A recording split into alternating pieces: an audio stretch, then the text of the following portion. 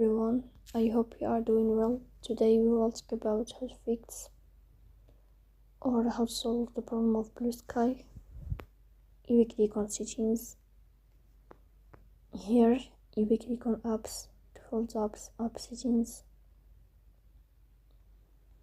Then you will search about Bluesky and you will enter here. In this page of app info, you will click on first stop and you will click OK. Here you will enter to the window of storage. Here we click on clear cache. Then we go to Play Store. You will search about Bluesky. Here you will uninstall your app and you will install it again. So please don't forget to support us, the bell icon, subscribe. See you next time and thank you for your watch.